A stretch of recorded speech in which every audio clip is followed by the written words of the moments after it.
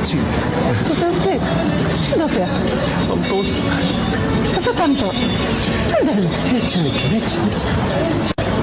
هي تروح على غورس وقبل تبدا تطرق روح هاي المرة. تروح على النهر سخيرة الناس كتجيك انت مغرق.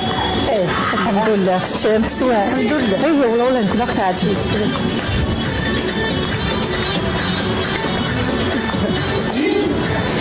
تجي سخيرة لاباس الحمد لله يكون قلت لي مزون تفوقي وانا تزرقاق